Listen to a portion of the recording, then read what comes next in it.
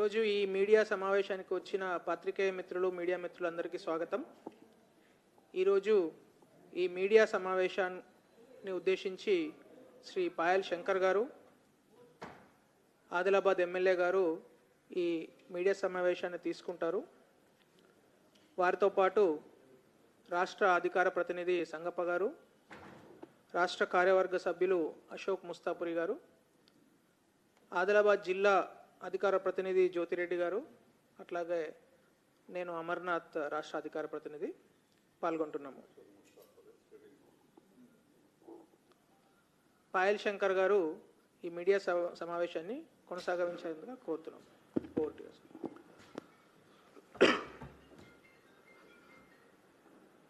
Sound వస్తుంది correct సరిపోతా? పత్రికా మిత్రులందరికీ పేరు పేరున నమస్కారాలు. కాంగ్రెస్ పార్టీ ఈరోజు రైతులని పూర్తిగా నట్టేట ఉంచింది. గతంలో 10 సంవత్సరాలు టీఆర్ఎస్ పార్టీ పరిపాలన వల్ల ఒక రకమైనటువంటి బాధలో రైతులు, ఈ సంవత్సరన్నర కాలంలో కాంగ్రెస్ పార్టీ అధికారంలోకి వచ్చిన తర్వాత రైతులు పడుతున్నటువంటి కష్టాలు అన్నీ ఇన్ని కావు. చాలా గొప్పగా మాట్లాడిండ్రు కాంగ్రెస్ పార్టీ. ఆ రోజు మల్కాజిగిరి పార్లమెంటు సభ్యునిగా, రాష్ట్ర కాంగ్రెస్ పార్టీ అధ్యక్షునిగా రేవంత్ రెడ్డి గారు మాట్లాడినటువంటి మాటల్ని ఒక్కసారి ఈరోజు గుర్తు చేయాల్సిన అవసరం ఉంది. గొప్పగా చెప్పిండ్రు, కాంగ్రెస్ పార్టీకి ఈ రాష్ట్రంలో అవకాశం ఇస్తే రైతులకు కష్టాలు లేకుండా చూస్తాం, రైతు రుణమాఫీ ఏకకాలంలో 2 లక్షల రూపాయలు రుణమాఫీ ఇస్తామని చెప్పారు. ఆశపడ్డటువంటి రైతులు, బాధలలో ఉన్నటువంటి రైతులు ఈరోజు కాంగ్రెస్ పార్టీకి అవకాశం ఇస్తే ఈ రాష్ట్రంలో సగం మంది రైతులకు రుణమాఫీ జరిగింది, ఇంకా సగం మంది రైతులకు రుణమాఫీ జరగలేదు. ఒక పక్క జీవో ఇచ్చిండ్రు, 2 లక్షలకు పైబడి ఉన్నటువంటి రైతులు ఆ 2 లక్షల పైన ఉన్నటువంటి రకాన్ని సొమ్మును మీరు బ్యాంకులకు చెల్లించండి, ఆ రసీదు మాకు తీసుకొచ్చిస్తే వెంటనే మీ ఖాతాలో 2 లక్షల రూపాయల రుణాన్ని మాఫీ చేసే విధంగా ఆ 2 లక్షల రూపాయలని మీ ఖాతాలో వేసే బాధ్యత మాది అని చెప్పిండ్రు. దాని మీద ఇప్పటి వరకు స్పష్టత లేదు. ఒక పక్క ప్రభుత్వంలోని పెద్దలు మాట్లాడతారు, రుణమాఫీ జరిగిపోయింది, ఇక రుణమాఫీ మీద చర్చ అనేదే లేదు అని అంటారు. ఈరోజు వర్షాకాలం ప్రారంభమైంది, వ్యవసాయ పనులు మొదలైనవి, రైతులు విత్తనాలు పెడుతున్నారు, రైతు చేతిలో చిల్లి గవ్వలేదు, ఈ ప్రభుత్వం చేస్తానన్నటువంటి రుణమాఫీ కాలేదు. బ్యాంకర్ దగ్గరికి వెళ్తే నువ్వు అప్పునవు కాబట్టి నీకు నయా పైసా నేను లోన్ ఇవ్వలేను అని బ్యాంకర్ మాట్లాడుతూ ఉన్నాడు. మరి ప్రభుత్వం సాయం చేయలేదు, బ్యాంకర్ లోను ఇస్తలేడు. ఈరోజు రైతు వ్యవసాయం ఎట్లా చేయాలా? ఇంత ఘోరమైనటువంటి పరిస్థితులలో వ్యవసాయం నెట్టబడితే ప్రభుత్వం మానిటరింగ్ ఏమాత్రం కూడా లేదు. అసలు SLBC state level bankers committee meeting జరిగిన తర్వాత ఈ రాష్ట్రంలో వ్యవసాయ రుణాలు ఎన్ని వేల కోట్ల రూపాయలకు నిర్దేశించబడ్డాయి, అసలు ఇచ్చినటువంటి టార్గెట్ ఎంత?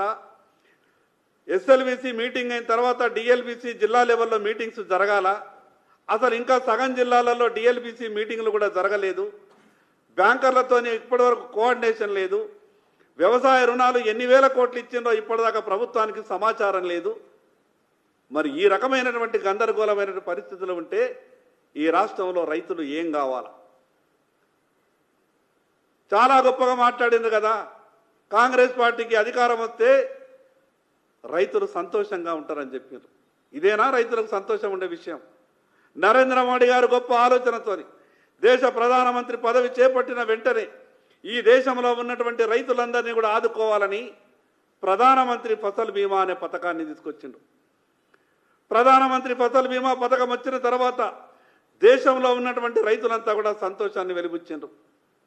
మాకు నష్టం ఎప్పుడు జరిగినా, మాకు బాధలు ఉండకుండా రేపు అన్ని విషయాలలో ఈ ఫసల్ బీమా పథకం ద్వారా మాకు మంచి జరుగుతుంది రైతులంతా కూడా ఆశపడ్డారు. కానీ గతంలో 10 ఏళ్ళు ఈ తెలంగాణ రాష్ట్రాన్ని పరిపాలించిన టీఆర్ఎస్ పార్టీ మోసం చేసింది. కేవలం ఒకే ఒక సంవత్సరం ఫసల్ బీమా పథకంలో భాగస్వామ్యమైంది. మిగతా 9 సంవత్సరాలు ఫసల్ బీమా పథకానికి నయా పైసా ఇవ్వలేదు. ఎన్నికల మేనిఫెస్టోలో కాంగ్రెస్ పార్టీ చెప్పింది ఫసల్ బీమా పథకాన్ని ఈ రాష్ట్రంలో అమలు చేస్తామని చెప్పింది. కేంద్ర ప్రభుత్వం గొప్పగా ప్రవేశపెట్టినటువంటి ఫసల్ బీమాలో రాష్ట్ర ప్రభుత్వం భాగస్వామ్యం అవుతామని చెప్పారు. రైతులు కట్టేటటువంటి ప్రీమియాన్ని కూడా ప్రభుత్వమే కడతాదని చెప్పారు. మరి ఇచ్చిన మాటని ఇప్పటి వరకు కూడా పెట్టలేదు. తెలుపు బడ్జెట్లో పెట్టిండు. 2023-24 బడ్జెట్లో పెట్టిండు. 24-25 బడ్జెట్లో దాన్ని ఊసే లేదు. ఇప్పటి వరకు ఫసల్ బీమాకు 10 రూపాయలు కూడా ఈ రాష్ట్ర ప్రభుత్వం కేటాయించలేదు. కనీసం మీరు చేయకపోయినా, మీరు ఆదుకోకపోయినా, నరేంద్ర మోడీ గారు గొప్ప ఆలోచనతో పెట్టినటువంటి ఈ ఫసల్ బీమా పథకంలో ఈ రాష్ట్ర ప్రభుత్వం కింద భాగస్వామ్యం అయి ఉంటే గతంలో వేల కోట్ల రూపాయలు నష్టం జరిగిన రైతులకు ప్రభుత్వ సాయం లేకుండానే డైరెక్ట్గా కంపెనీల నుండి వాళ్లకు సాయం దొరుకుతుండే ఈరోజు రైతులంతా కూడా సంతోషంగా ఉంటా ఉండే. మరి ఇన్ని రకాలుగా మోసం చేసిన కాంగ్రెస్ పార్టీ ఇంకా గొప్పలు చెప్పేటటువంటి ప్రయత్నం చేస్తున్నది. ఇక ఇది ఈ పక్క ఉంటే మరోపక్క కాళేశ్వరం అవినీతి చాలా గొప్పగా మాట్లాడింది. ఆనాడు రేవంత్ రెడ్డి గారు ఎంపీగా, కాంగ్రెస్ పార్టీ అధ్యక్షునిగా కేసీఆర్పై చర్యలేవి, కాళేశ్వరంపై వెంటనే సిబిఐ విచారణ జరపాల. ఇది రేవంత్ రెడ్డి గారి స్టేట్మెంట్. మళ్ళీ మాట్లాడిన అనేక సందర్భాల్లో ఇద్దరు జాయింట్ ఒక సభలో రాహుల్ గాంధీ గారు, రేవంత్ రెడ్డి గారు కేసీఆర్ అంటే కాళేశ్వరం కరప్షన్ రావని చెప్పి వెంటనే సిబిఐ దర్యాప్తు జరపాల. మరి ఆ రోజు ప్రతిపక్షంలో ఉన్నప్పుడు, ఆ రోజు ఏ హోదా లేనప్పుడు సిబిఐ ఎంక్వైరీ జరపాలా, సిబిఐ ఎంక్వైరీ జరిపితేనే కాళేశ్వరంలో జరిగినటువంటి అవినీతి భాగవతమంతా కూడా బయటకు వస్తుందని మాట్లాడినటువంటి రేవంత్ రెడ్డి గారు ఆ మాటలు మర్చిపోయినారు. ఈరోజు అన్ని విషయాలలో పేరుకే కమిషన్ వేసినామని చెప్తా ఉన్నారు. కానీ ఈరోజు మాకు పూర్తిగా అనుమానాలు ఉన్నాయి. కేసీఆర్ని నిర్దోషిగా ఎక్కడ కాళేశ్వరంలో సర్టిఫికెట్ ఇస్తుందో కాంగ్రెస్ పార్టీ అని మాకు అనుమానం ఉన్నది. ఇక్కడ ఉన్నటువంటి ఈ తెలంగాణ పిల్ల కాంగ్రెస్ మేనేజ్ కాకపోతే టీఆర్ఎస్కు తల్లి కాంగ్రెస్ని మేనేజ్ చేసినట్టు మాకు సమాచారం వస్తూ ఉన్నది. మీరే చెప్పారు కదా, మాకు అధికారం ఇవ్వండి, అవకాశం ఇవ్వండి, కాళేశ్వరంలో దోచుకున్నటువంటి దోషులందరినీ కూడా తెలంగాణ ప్రజల ముందు నిలబెడతామన్నారు. ఏమైంది మీ మాటలు? ఈరోజు సంవత్సరాల కాలంలో ఎవరిని దోషులుగా మీరు తెలంగాణ ప్రజల ముందు నిలబెట్టిండ్రో ఈ కాంగ్రెస్ పార్టీ సమాధానం చెప్పాల. మరి అదేవిధంగా గొప్పగా అన్నారు, మేము అసలు రెడీగా ఉన్నాము, నేషనల్ డ్యామ్ సేఫ్టీ అథారిటీ కేంద్ర ప్రభుత్వం ఆధీనంలో ఉంటుంది, వాళ్ళు ఈయన మాకు సర్వే చేసి సరి అయిన రిపోర్ట్ ఇస్తే 48 గంటలలో మా తడాకా చూపిస్తామని చెప్పిండు ఇరిగేషన్ శాఖ మంత్రి ఉత్తమ్ కుమార్ రెడ్డి గారు. ఈరోజు national dam safety authority report ఇచ్చి 2 నెలలు దాటిపోయింది.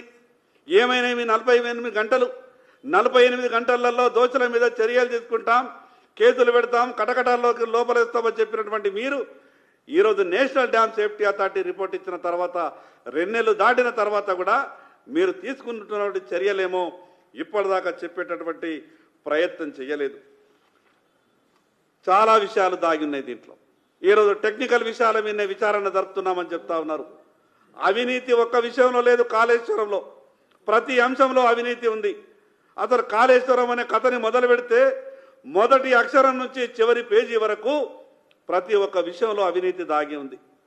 గతంలో అనేక సందర్భాల్లో ఎందరో మంది సుప్రీంకోర్టులో వేసినటువంటి కేసులు కావచ్చు, కాళేశ్వరం ప్రాజెక్టు కొన్నటువంటి మోటార్ల విషయాలు కావచ్చు, చివరికి కాళేశ్వరం ద్వారా అవినీతికి సంపాదించినటువంటి సొమ్ము హవాలా ద్వారా విదేశాలకు తరలి వెళ్ళినటువంటి విషయం కూడా కావచ్చు. గతంలో మీరే కదా మాట్లాడినరు, కాళేశ్వరంలో సంపాదించిన వేల కోట్ల రూపాయలు హవాలా ద్వారా విదేశాలకు వెళ్ళినాయి, విదేశాల్లో పెట్టుబడులు పెట్టిండ్రు.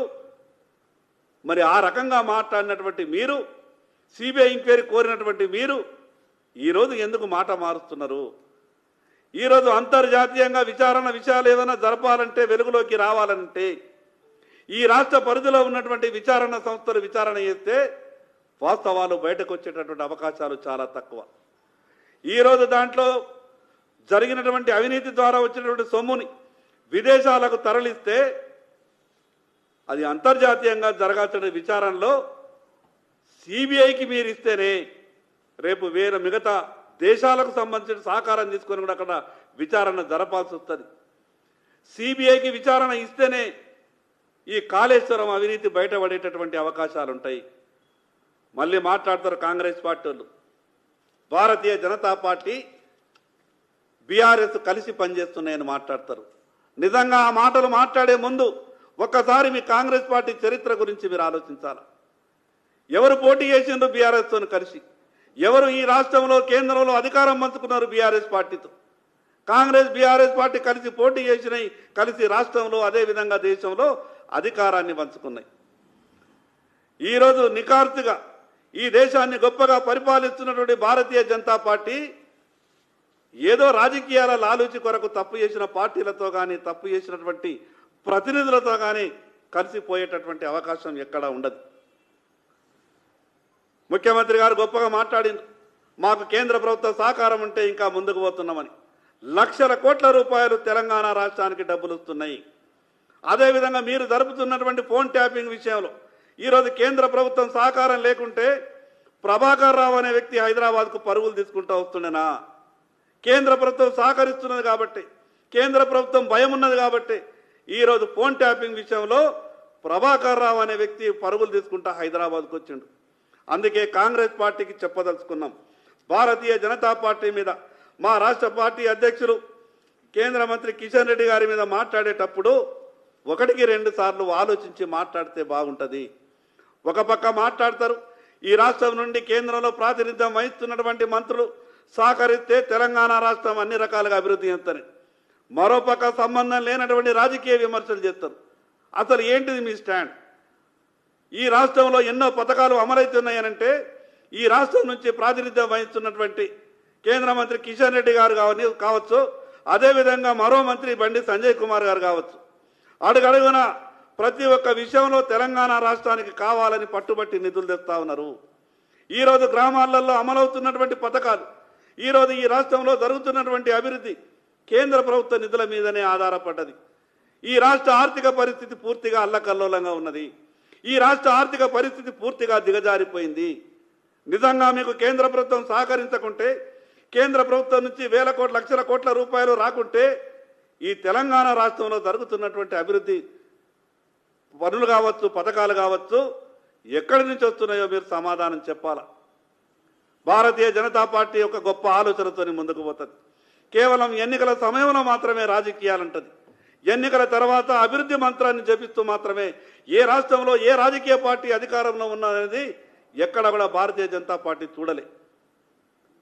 అంత గొప్ప ఆలోచనతోని నరేంద్ర మోడీ గారు అక్కడ ఈ రాష్ట్రం నుంచి కేంద్ర మంత్రివర్గంలో ప్రాతినిధ్యం వహిస్తున్నటువంటి కిషన్ రెడ్డి గారు, బండి సంజయ్ కుమార్ గారు ఇంత గొప్పగా ఆలోచన చేసి అభివృద్ధిలో మీకు సహకరిస్తే కేవలం రాజకీయ విమర్శలకు మాత్రమే కాంగ్రెస్ పార్టీ ఈరోజు పరిమితమవుతా ఉన్నది. ఇప్పుడైనా ఆలోచించాల. ఇప్పుడైనా కనీస సంవత్సరం తర్వాత కూడా ఇంకా మీకు మీ సరైన రీతిలో మీ ఆలోచనలు వస్తలేవు. రైతులు బాధలలో ఉన్నారు. మీరు మాట్లాడినటువంటి మాటల్ని నమ్మి మీకు ఓటేసిండు, కానీ ఎక్కడ వేసిన గొంగడి అక్కడనే ఉన్నది. కొత్తగా వచ్చింది ప్రభుత్వం, కొంత సమయం ఇవ్వాలనుకున్నాం. ప్రతి విషయాన్ని రాజకీయాలు చేసి రాజకీయ మాటలు మాట్లాడొద్దు అనుకున్నాం. మీరు అసెంబ్లీ సమావేశాల్లో మేము చాలా క్లుప్తంగా చెప్పినాము. కానీ మేము మాట్లాడినట్టుగా, మేము హుందాగా ఉన్నట్టుగా కాంగ్రెస్ పార్టీ హుందాగా ఉండేటటువంటి ప్రయత్నం ఎప్పుడు కూడా చేస్తలేదు. మీరు ప్రజలకు ఇచ్చినటువంటి మాటల్ని, ప్రజలకు ఇచ్చినటువంటి హామీల్ని తప్పకుండా ఈ ప్రభుత్వం మెడలు వంచైనా సరే ప్రజల సహకారంతో మీరు ఇచ్చినటువంటి హామీలన్నీ తీర్చే వరకు ఈ ప్రభుత్వంపై పోరాటం చేస్తామని ఈ సందర్భంగా తెలియజేస్తాను.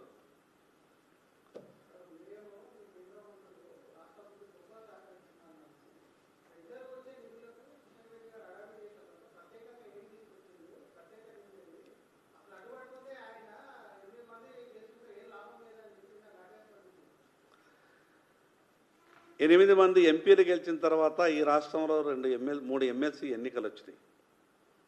తెలంగాణ రాష్ట్రానికి కేంద్ర ప్రభుత్వం ఎంత గొప్పగా సహకరిస్తున్నదో, మేధావులు అయినటువంటి వాళ్ళు ఓట్లేసి గెలిపించినటువంటి 2 ఎమ్మెల్సీల ఎన్నికల విజయాలే దానికి ఉదాహరణ. మేధావులైనటువంటి ఓటర్లు కేంద్ర ప్రభుత్వం తెలంగాణ రాష్ట్రానికి సహకరించకుంటే ఈ రాష్ట్రంలో అధికారంలో ఉన్నటువంటి పార్టీ అభ్యర్థుల్ని ఓడగొట్టి భారతీయ జనతా పార్టీ ఎమ్మెల్సీ అభ్యర్థుల్ని ప్రజలు గెలిపించారు, మేధావులు గెలిపించారు. ప్రజల కన్నా గొప్పోళ్ళు కాదు కాంగ్రెస్ పార్టీ వాళ్ళు, మేధావుల కన్నా గొప్పోళ్ళు కాదు కాంగ్రెస్ పార్టీ వాళ్ళు. ఏమాత్రం అభివృద్ధికి సహకరించకుంటే, కేంద్రం లక్షల కోట్ల రూపాయలు ఇవ్వకుంటే ఆ ఎమ్మెల్సీల ఎన్నికల్లో భారతీయ జనతా పార్టీ అభ్యర్థులు భారీ మెజార్టీతో ఎట్లా గెలిచినరో కాంగ్రెస్ పార్టీ ఒకసారి బేరీ చేసుకోవాలి. అందుకే మేము మొదటి నుంచి కూడా చెప్తున్నాం, రాజకీయ విమర్శలు మాత్రం చేసి మేము చేతులు దులుపుకుంటామంటే ప్రజలు మేధావులు అవకాశం ఇచ్చిండ్రు, కానీ మీరు ఏం చేస్తున్నారో ప్రతి విషయాన్ని ప్రతి అంశాన్ని ప్రజలు గమనిస్తున్నారు. కాబట్టి రాష్ట్ర ముఖ్యమంత్రి గారి అనేక సందర్భాల్లో చెప్పారు, ఈ రాష్ట్ర మంత్రులు చెప్పారు ఎంత గొప్పగా కేంద్రం సహకరిస్తున్నదో, ఏ పథకంలో వేల కోట్ల రూపాయలు వస్తున్నాయో. ఎవరైనా కాంగ్రెస్ పార్టీ ఈ రాష్ట్రంలో ఉన్నటువంటి ఏ మంత్రులు వచ్చినా లెక్కలతో సహా చెప్తాం. ఏ జిల్లాలో కేంద్ర ప్రభుత్వానికి సంబంధించినటువంటి పథకాల ద్వారా ఏ జిల్లాలో ఎన్ని వందల వేల కోట్ల రూపాయల పనులు నడుస్తున్నాయో, ఈ హైదరాబాద్కు ఆనుకొని ఎన్ని వేల కోట్ల రూపాయల పనులు జరుగుతున్నాయో, హైదరాబాద్లో ఎన్ని వేల కోట్ల రూపాయల పనులు జరుగుతున్నాయో 11 సంవత్సరాల నుండి అన్ని కిషన్ రెడ్డి గారు పుస్తక రూపంలో ఇచ్చిండ్రు. 1,00,000 రూపాయల నుంచి మొదలు పెడితే 1,00,000 కోట్ల వరకు ఎక్కడెక్కడ దేనికి ఎంతెంత కేటాయించారో పుస్తక రూపంలో కూడా కిషన్ రెడ్డి గారు అనేక సందర్భాల్లో చెప్పారు. కాబట్టి కాంగ్రెస్ పార్టీ చేసిన తప్పుల్ని సరిదిద్దుకోవాలా తప్పితే ఏదో భారతీయ జనతా పార్టీ మీద మాట్లాడితే మేము రాజకీయ పబ్బం గడుపుకోవచ్చు అనుకుంటే అది మీరు పడుతున్నటువంటి భ్రమ. మినుకని ఏళ్ల మీద పెట్టేటటువంటి 2-3 రాష్ట్రాలలో మీరు ఉన్నారు. పరిస్థితి ఈ రకంగానే ఉంటే ఇప్పటికే సర్వేలు చెప్తా ఉన్నాయి, వచ్చేసారి కర్ణాటక ఉండదు, తెలంగాణ ఉండదని. అందుకే భారతీయ జనతా పార్టీ నరేంద్ర మోడీ గారి మీద, భారతీయ జనతా పార్టీ తెలంగాణ రాష్ట్ర అధ్యక్షులు కిషన్ రెడ్డి గారి మీద మాట్లాడేటప్పుడు కాంగ్రెస్ పార్టీ 1-2 సార్లు ఆలోచించి మాట్లాడితే బాగుంటుందని ఈ సందర్భంగా చెప్పదలుచుకున్నాం. థ్యాంక్ యూ అన్న.